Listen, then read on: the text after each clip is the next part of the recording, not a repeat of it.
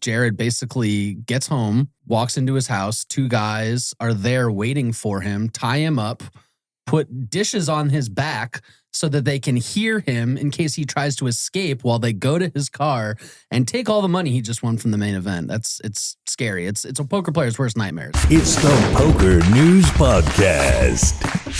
Hey, ladies and gentlemen, welcome to episode 995 of the Poker News Podcast. I'm Chad Holloway, joined by Mike Holtz, Ben Ludlow, and our special guest, Darren Rabinowitz, recent WSOP bracelet winner at Level 9 Studio in Las Vegas. We got a good show. We're going to talk about Darren's big win against none other than Phil Hellmuth. We're going to talk about Jared Griener being robbed. This is a story that went mainstream, even on TMZ. We'll give you the rundown on the 25K fantasy, as well as where the WSOP Player of the Year race stands, and some last-minute bracelet winners.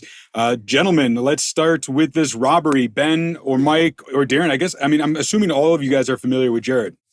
Yeah, this was crazy. Seeing the video is insane where, Jared basically gets home, walks into his house. Two guys are there waiting for him, tie him up, put dishes on his back so that they can hear him in case he tries to escape while they go to his car and take all the money he just won from the main event. It's scary. It's a poker player's worst nightmare, especially right after the World Series ends.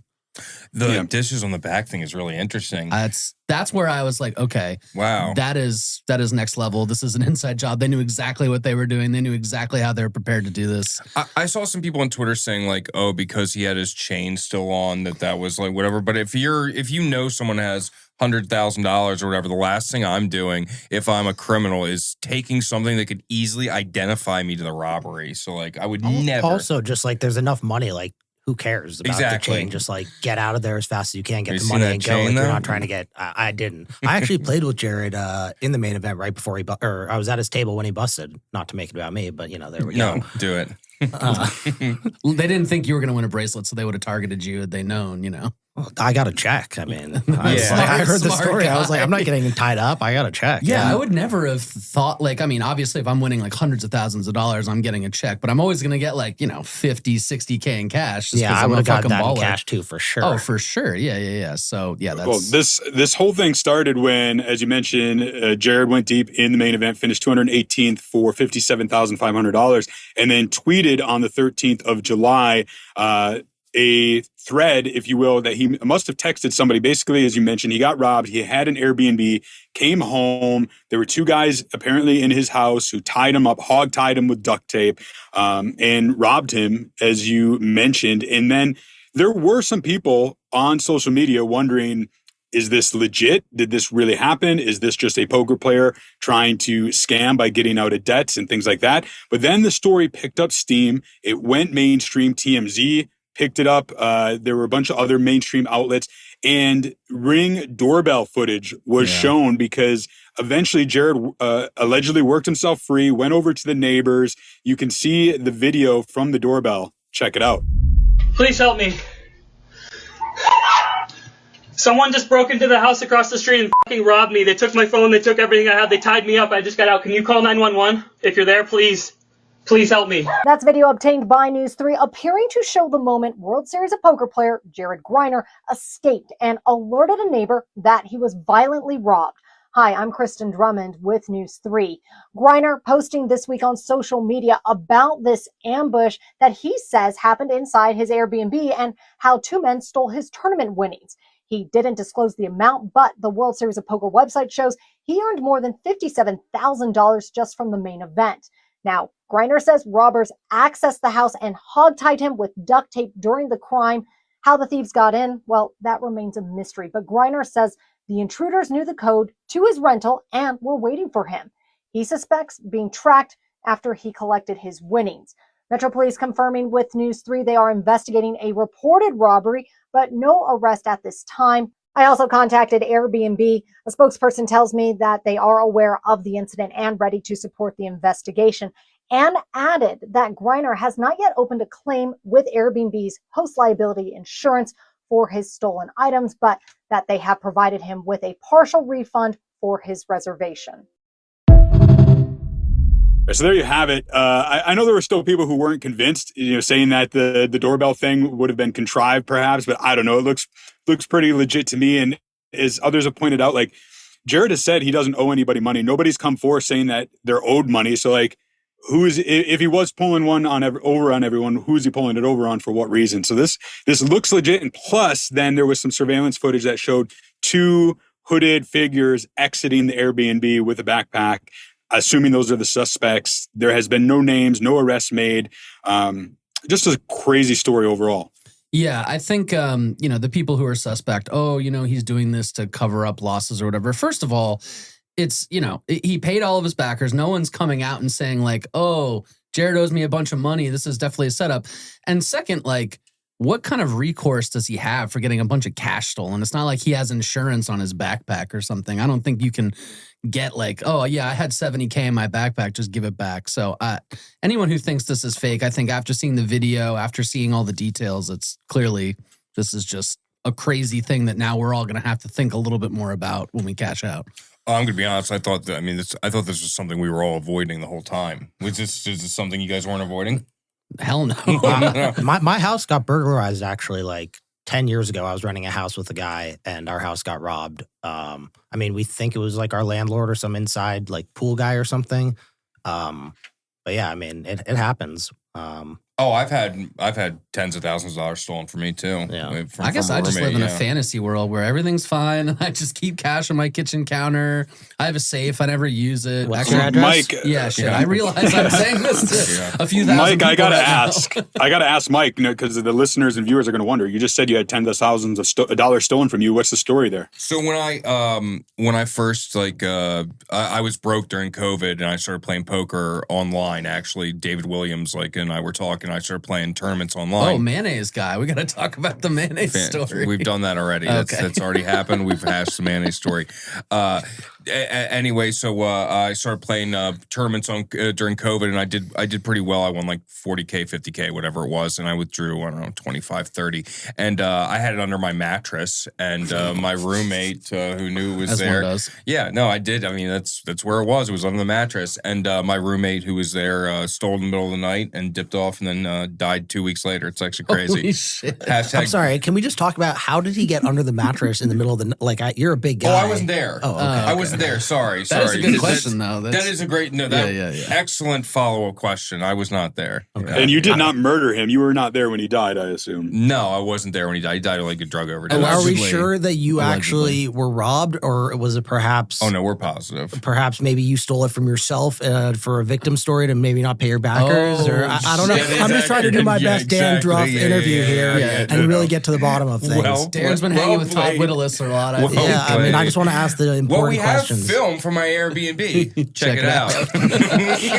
We do not have film, but we do have a tweet from Jared saying that he, thanking his friends and colleagues who reached out to support him, and that apart from the money loss, which I think was about the $60,000 that he cashed out. Have you guys heard any figures aside from that? I mean, he said his whole role in the thing, so I hope it's not more than that. But yeah, it sounds like it was just whatever he cashed out from the World Series. Yeah, that was probably like a reactive statement. I assume it's just the money he had this summer and not his entire role. Yeah. But Jared's a great guy. I mean, he's someone who has been crushing.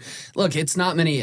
It's funny because whenever I think about people who can make a living playing live tournaments, I think of guys right here. But Jared's another guy who's just been crushing the mid stakes forever and ever and ever. All the 3,500s, every 1,600 in LA that's got like 150,000 for first, and you don't know anyone in the field. He's always like at the final table. So feel for him. He's a good guy and a great player. So hopefully they figure this out. I mean, yeah. Hopefully get there's no chance. Yeah. Zero chance. I don't know. A lot of people think it must be an inside job, right? To know where he was staying and that he was coming home with money. So I'm sure they're probably working some leads. And when a story garners this much attention, one can hope, but there is lessons to be learned here, right? Like this sort of stuff has happened for decades. Doyle Brunson used to write about it was one thing to win the money in a poker game, another to avoid the highway robberies back in the Texas road gambler days. And I've heard stories throughout the WSOPs about people's hotels rooms getting robbed, or they bring somebody back to their room who robs them. This one just was a bit more sensational because I think of the doorbell footage that we had. And Oh, absolutely. Yeah, you got to be careful out there. No, it's crazy. I mean, I've had an incident. I had an incident where I was leaving the Wynn in like 2016 and on a car without a license. I had like, I don't know, nothing, not crazy amount of cash with $20K or whatever. And I was leaving at like 4 or 5 a.m. Last person out of the cash room for the night. Like our 2-5 table broke, and that was like the last big table. And 5-10, whatever it was. And I left 10, out of there. 20, whatever it was. 4,600, 7,000. Yeah. We went down I went down the parking garage, and they were like parked at the end, and they were like, it was so sketchy. I literally reversed. They reversed their car. I parked. I ran into security, and they had people come, and it was a whole thing, but it was crazy. But it's like a common thing that happens in parking garages for sure. Yeah, if you ever feel uncomfortable, just FYI, you can always ask security. You can always call Ben for help. And he'll be your emotional support guy. Well, I'll be your emotional support guy, but I ain't fighting nobody. But you can always ask security to escort you to your car if you feel uncomfortable with cash. Always. So do it. Yeah. Somebody also said be careful with who you share information in Vegas. Like if you take an Uber and they're taking you to an address, so they know your address, and they're asking you questions like, "Oh, are you a poker player? Have you been winning?" Might want to be protective and selective in the things that you share. So yeah, you gotta shout out Francis Anderson. He's never tell an Uber driver that you're a poker player. Mostly for the conversation. Oh but, God, yeah, dude. No, you never tell them 100% because they always say the craziest shit you've ever heard. One time I had aces 16 years ago and I lost with them. Do you have no respect for Uber drivers? That's what you think they sound like? No, well, yeah, I guess. Okay, shout out. Wow, Uber. What a bad person Ben is. Everyone hates you, Ben. Damn it. That's my biggest fear. We'll, of course, keep an eye on this story if there are any developments and share more in future episodes, but just be careful out there. Let's talk about you, Darren, and your big win, event number 99 at the 2006 World Series of Poker, the 5K, 8-handed, no-limit hold'em, a field of 884 runners. This was highly publicized because Phil Hellmuth was at the final table and was going for his 18th bracelet, and you two ended up heads up. You prevailed, almost $700K, the gold bracelet. First and foremost, congratulations. Thank you. Yeah, it was awesome. That was probably the highlight of my poker career so far, and it's going to be a hard one to top, to be honest. Yeah, especially beating Phil heads up. The pomp and everything, like everyone around, it felt like. There was like 1,000 people watching, and I think 980 of them were rooting against me. Or we're rooting for him, but 994. It was 6 of us for you. Yeah, and I felt, to him they were cheering every time he won a hand, but to me it felt like they were cheering every time I lost. So I was, I'm not trying to let them celebrate on my grave. Let's go. That's what I like to hear. My man. I was so stoked, dude. It was so sick. Just having that whole thing happen was so absolutely insane. And for those that don't know, I think I talked about it on the podcast earlier, but Darren and I swapped 5% for the whole summer. So earlier when I won my bracelet, I had to give him a large chunk of money. And so to get it back at the end of the summer, and not only that, but if any of our listeners recall, at the beginning of the summer, Chad and I made a bet, 7-1 odds that Phil Hellmuth would not win a bracelet this summer. So I had my swap against Phil Hellmuth at the end, and good defeated evil, and Daddy's here. Let's go, Darren. I can't believe 7-1. That seems, we were talking about this outside in the lobby before we came on, but 7-1 seems a little low. I don't know. I guess with all these small field mixed game events, but I would have made you 25-1. I wouldn't have taken that. Yeah, well, Chad's a fish, so 7-1 seemed pretty close. I think the guy's got 17 bracelets. Yeah. I don't know. Yeah. The math behind it. So, Chad, you were rooting against me, you're saying? Yeah. No, come on now. Of course I wanted you to. No, that's what I should have been. If I was him, I'd be rooting against you. Yeah, no, that is what it is. Yeah, no, I had to hold down the second best player in Wisconsin. That's my guy, Darren. Who's first? Joe Keither. Oh, there we go. Are you saying Josh Reichert is third? Because Josh Reichert is number 1 in my book. Hey, Big Cheddar is a good player, but he's no Joe Keither. He's no Joe Keither. That's congrats, fair. man. I feel something that Darren said once to me always stuck with me. I feel like we always have in poker. If you have grinded a long time, if you've been around, there's a lot of people who've been playing for 15, 20 years who are kind of over it. Every time they're at the table, they're like, oh, I don't want to be here. And I remember talking about it with Darren once, and he was like, oh, no, I still fucking love this. I love what I do. I love my job. I'm never sick of it. So I've always, whenever I think of you, I think of that like someone who still loves the game. So congrats, man. Thank you. Yeah. I like to have fun when I play poker, and I like to talk to people.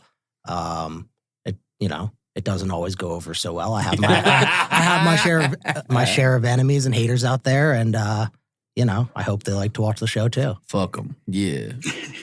You did end up getting some fantasy points. You're an ODB bonus player, so that bracelet obviously helped. But looking over this, you only had 2 teams out of the 1,199 teams select you as their bonus player. 2 more than I did. 0.16. So. I was going to say, don't feel bad because Ben didn't have At the beginning of the summer, I put out a tweet that I wasn't going to play the World Series. I was obviously kidding, but some people might have read into that. I did leave town for 10 days. I knew that I wasn't going to play I was going to play a few 5Ks and everything under, but I wasn't going to play any of the 10Ks. I'm going to prioritize no limit. I'm not going to play like some 1,500 PLO8 or something. Mm-hmm. I'm probably not a great fantasy pick. Like I'll play, I don't know, 30 to 40 no limit events, and I'll probably have a couple final 3 tables, and maybe that's a good fantasy. Maybe I'll hit a field bonus, but like that's there's other people that are obviously better. So you're not gonna go play the win if the win is So I had I think I put in 4 fantasy teams myself, and I didn't draft myself, so I don't blame anyone for not taking me. Deep run in the main too, though. Yeah. As somebody who plays about Vegas, all the different locations, all the time, Darren, I'm just curious of your take of like, how do you feel the summer went? Not from a playing perspective for yourself, but just like in a more general sense of the state of poker in Vegas this summer. Yeah, I mean, I think numbers were down. They were probably propped up by the day 2, bust and re-enter stuff at the World Series. But you saw, the Win had a big overlay at the beginning of summer. There were a few other overlays throughout the summer at other venues.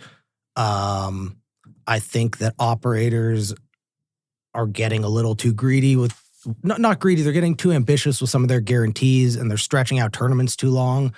And, it's an arms race. They're trying to get people in the door with the glitzy numbers. But as a player, I'd rather have, 2-day tournaments.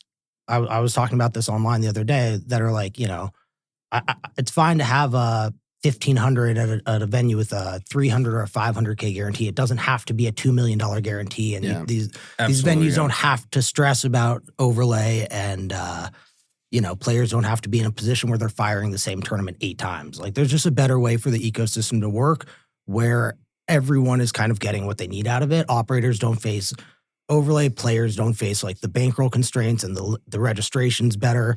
There needs to be some co-escalation. Is that the word? I can't imagine that's it. It's got to be a different word. I know what you're trying I know to what you're say. saying. I know a better word for it. Where everything comes together on a little bit of a more middle ground, and everyone's kind of Yeah. So what would you say if we could change one thing about the Vegas landscape? Let's say of tournament poker, what would be your one change to make the economy better? I mean, outside of the World Series, so like during the regular year, I would just say have registration open slightly shorter, have chip stacks slightly smaller, and have less day ones. Mm-hmm. Completely agree. Yeah, 2-day ones. 3 maximum for like a big main event if you want to have the Thursday, Friday, Saturday. Ones is crazy to me. I mean, they get 50 people, 40 people on 1A. It's just it's ridiculous. Yeah, and the Venetian 1A 600 is always like 18 people who all know each other and live in the same complex. Yeah, exactly. Yeah. Let's talk about the 25K fantasy draft. We touched upon the ODB league there. Team Poker News Podcast did not do so hot. We finished right in the middle of the pack, 528th place. Fucking Gershon, dude. It wasn't just him, but yeah, he did not do anything for us. 528th out of the almost 1,200 teams. So no luck there. But that's the charity guy, right? He gives all his money. Yeah, that guy owns. I like that guy. No, he's the man. He's the man. He won a bracelet, and we picked him as our bonus player because he worked up to play a bunch of mix this year, and unfortunately just had a tough summer. But I think it was a good choice. It was just a bad horrendous result. Choice. All right, crazy. well, I'm trying to be nice, but I was trying to be nice too. Even if we had Darren in his 133 points or whatever it was, we still wouldn't have cashed. So there's the consolation. I'm with you, but we would have been able to. Who was the number 1 bonus player? Ryan Miller. Ryan. Yeah, that's Ryan Miller. Ryan Miller. Yeah, little shit. Okay, yeah, makes sense. Yeah. And then in the on a 9-high board, though. 25K draft itself, we had for the first time ever Daniel Negreanu taking down his league. I think he's only cashed it like twice ever. And here he actually wins it 1,337 points. It was made all the more impressive because his team did not have Ben Lamb playing this summer, and they had drafted him. So pretty impressive. Obviously, Josh Arieh was his big horse, but Negreanu did quite well. He was on overall, his own team, I assume. Mm-hmm. Yeah, they've drafted. They didn't plan on it, from what you'll hear in a minute, because I chatted with both of them. But there was those two: Nick Papillo, Bryn Kenny, Dong Chen, Jason Kuhn, Eli Elezra, and Ben Lamb. So shout out pretty, Dong Chen. But none of those were the highest scores. Do you guys know who the highest scorer in the league was overall? I'm gonna guess Nayo.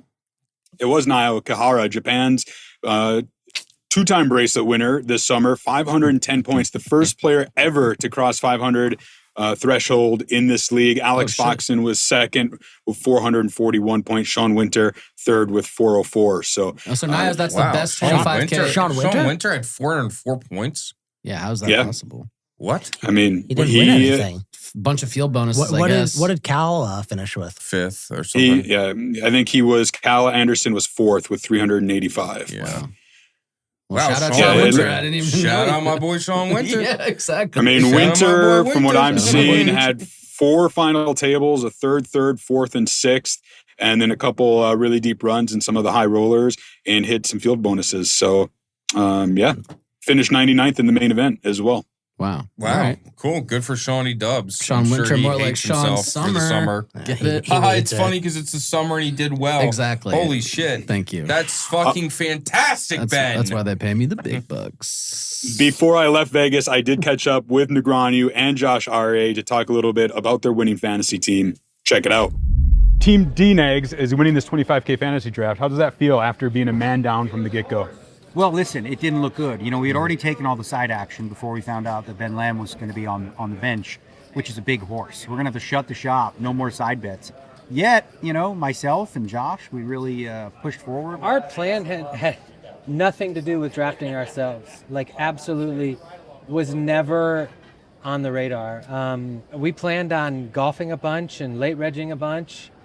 And then Daniel raised his arm and bought him, and then bought me, and then there went golf. Then you pick up a Bryn Kenny. I know I was like, oh, Bryn's only going to play 10 events. I mean, yeah, but you know, Bryn is really, really good at poker, and he's playing the high-value events. And then we got Jason Kuhn and my boy Eli Elezra, who played them all. It's like, it ended up being a stud team, even without Mr. Bumble. Are you willing to share how much you won in side bets? More than first place, that's for sure, you know.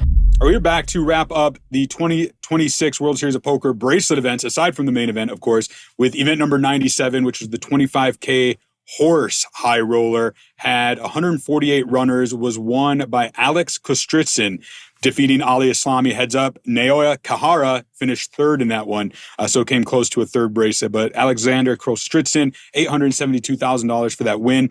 I don't know. I'm very familiar with him. He was a crusher in the 2010s, has essentially stepped away from tournament poker. But are any of you familiar with Kostritsyn? Ben, you must be. You were reporting back in those days. Hell yeah, man. Russia, baby. Shout out Russia. Nah, yeah, I remember back in the day, he was definitely a name in kind of those small field mixed events and was always killing it. Haven't thought about him or heard of him in the last decade, but when I saw the name on the list, I was like, yeah, that sounds familiar. So shout out Alex Kostritsyn. I mean, Naoya Kahara with a third there. That's just, I mean, like you said, I had no idea that he was the highest scorer in the history of the fantasy league. So 1 point or $1. $1. Yeah. I had him on one of my teams. Oh, Didn't really? sniff a cash, but I had him. $1. Yeah, it's crazy. I think someone said, I mean, people always say shit like this too, but someone said he came up to someone was like, I'm going to have the most points this summer. You better draft me kind of thing. I don't know if it's true, but I like to spread misinformation. So no, you like to spread a lot of things. Yeah. Another event I want to talk about is event number 94. This was the $10,000 six-handed no limit hold'em championship. It had 558 runners and was won by David Peters for just over $1 million. Calvin Anderson third in that one. Justin Liberto fifth. But of course, David Peters coming off. We talked about it on this very show a few months ago. You know, a bit of controversy after he was called out by Dylan Lind, and here he is with a 7-figure score. This to me, and I think a lot of other people on social media, was kind of a happy result, if you will. Mike, Ben, Darren, what do you guys think? Yeah, I mean, David's been trying to pay back his debts and trying to work his way back in the poker community. He issued an apology, came back, had a great summer, obviously capping it off with $1 million.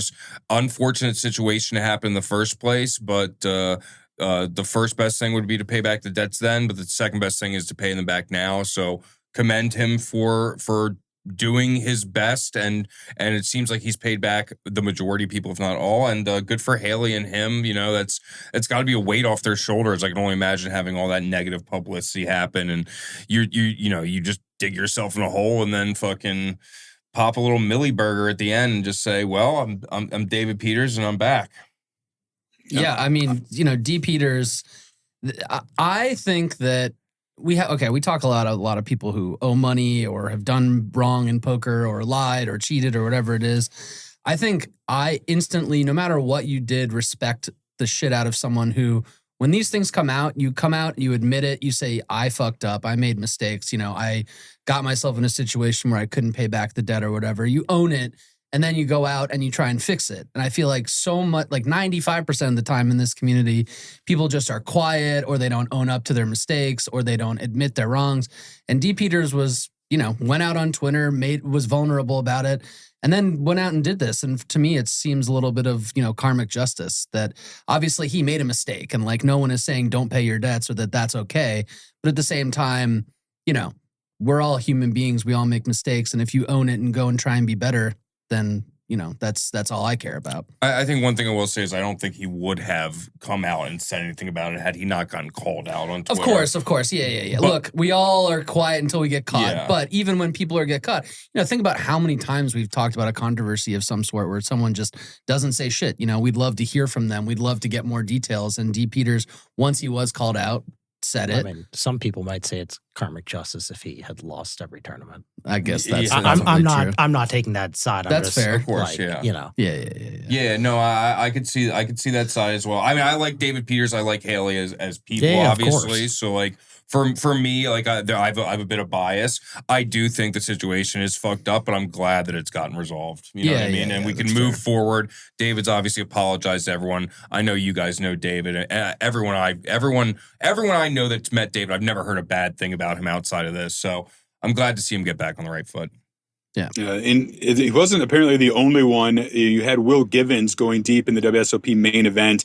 People obviously were talking about his past, and at least one individual, Anton Wigg, shared on social media that he was paid back after Givens went deep, cashed, and made it right. So we've talked about it in the past with Maurice Hawkins quite a bit in terms of if only when he wins he would use that money to make amends. It would go a long way in repairing the damage done in his reputation. And here we have at least what looks to be two examples of people doing that. So kind of at least got to give a little bit of a round of applause for that, I think. Sure. But can we also just talk about that Anton Wigg tweet for a second, where he kind of called him out and then was got paid and was like, we're all good, but then had a follow-up tweet saying it wasn't about the money. I kind of think it was about the money. If as soon as he got paid, things were it was kind of about the money. I missed definitely about the money. You can't say it wasn't about the money if all of a sudden that's all it took. But I digress. Yeah, that's pretty good. It's definitely about the money. Let's get a quick update on the WSOP Player of the Year standings. As the summer is over, of course, this race goes through WSOP Paradise in December. The top 100 finishers will get a piece of $1 million prize pool, with the first Player of the Year getting a $100K Paradise package plus the title. Then second and third place also get a $100K package. Right now, as the summer is over, Sean Deeb is back on top, 3,410 points, followed closely by Noyoa Kahara, 3,388 points. So he is just 22 points behind. And then 7 points behind that is Alex Foxen, 3,381 points. And from there, it's Justin Liberto, Josh Arieh, Daniel Negreanu, Jesse Lonis, Ellis Parsonen, and Texas Mike Monchek, and Josh Reichard rounding out the top 10. So pretty tight race. Are you guys How much money do you get for, let's say, around 53rd? Just asking for a friend. I was going to say $5,000 package, but there's like one or three people get randomly selected to get a $30,000 package in that bracket. No, let me clarify for this. So, Mike, you're close. So, 51st through 100th gets a $2,500 circuit championship ticket, and 6 players via random draw will get a $5K package instead. Now, 16th through 50th is what you were just referring to, a $5K circuit championship package, and then 1 player will get a random draw for a $30K upgrade. And then 4th through 15th get the $30K super main event WSOP Paradise package. Do you still get the $5K package for winning a ring or a bracelet too? Yeah. So what if you get for a bracelet too? No, I think it's ring only. Yeah. So bracelet, you just get diddle. Yeah, well, come on, I get a double dip. You did get diddled. That's true. You do. Yeah, you just get nothing. You win a bracelet and you don't get free money? No, I was thinking the same thing. Well, you get money. Everything's fine. It's fine. Are we okay with not getting the 5K? I won a circuit main this year. I'm good. No, I'm good. Don't worry about me. You mentioned that. I'm a winner. Yeah. Like, just don't worry about me. I'll be there. Darren Rabbi, don't worry winning piece of shit. I mean, my question is, as long as I'm not in prison, I'm going to be winning. Wait, is this a Jordan Christos joke? No, I don't want to go into it. Okay. Oh yeah, it's 4 a.m. But if you know, I am curious for another opinion from you, Darren. We talked about this on an episode not long ago about the WSOP Player of the Year winning POI title but being a losing player. Do you think that is right? That is fair? Or do you think that there should be some other system or process in place?